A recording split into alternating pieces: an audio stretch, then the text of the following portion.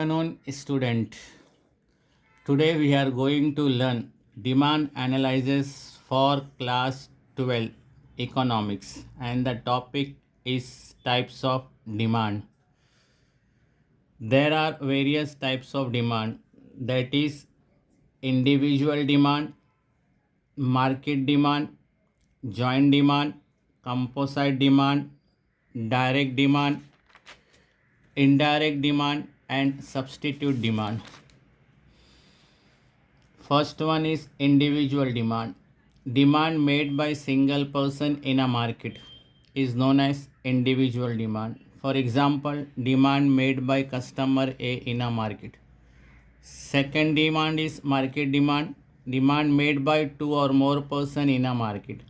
For example, demand made by customer A and customer B in a market. Third types of demand is joint demand. Two goods are demanded for single satisfaction or wants.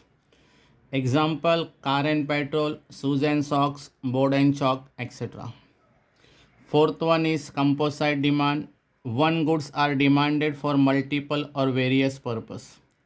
Example, electricity, water, petrol, coal, etc. Direct demand. Goods are demanded for direct consumption or satisfaction. Example, demand for cake, chocolate, fruit, etc. Indirect demand. Goods are demanded for indirect satisfaction or consumption. For example, demand for vegetable, food grains, Maggi, etc. The last one is substitute demand. Goods are demanded in place of other related goods. For example, tea and coffee, pen and pencil, Pepsi and Coke. हमने अभी types of demand पढ़े, जिसके अंदर 7 types of demand है। पहला है individual demand. Individual demand उसे कहते हैं जिसके अंदर एक ही आदमी, एक ही कस्टमर मार्केट के अंदर डिमांड करता है।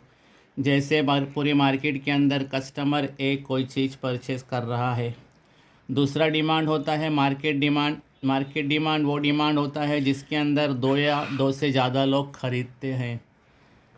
एग्ज़ाम्पल के तौर पे मार्केट के अंदर कस्टमर ए और कस्टमर बी कोई चीज़ खरीद रहे हैं। तीसरा डिमांड है जॉइंट डिमांड।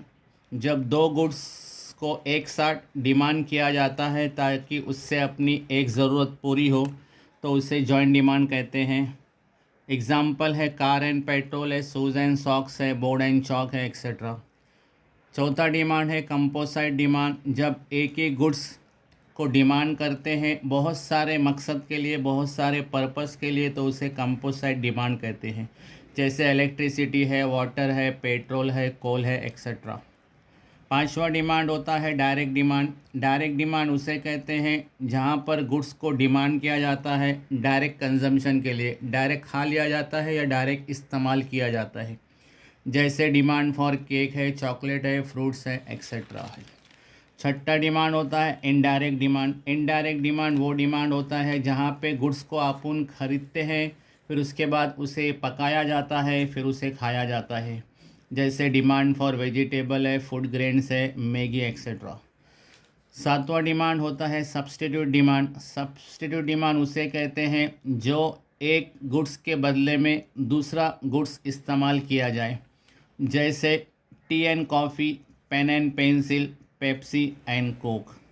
उम्मीद करता हूँ कि आपको ये लेक्चर अच्छा लगा होगा। अगर कोई डाउट्स है तो आप कमेंट्स करें, आपका डाउट जल्द से जल्द क्लियर होगा।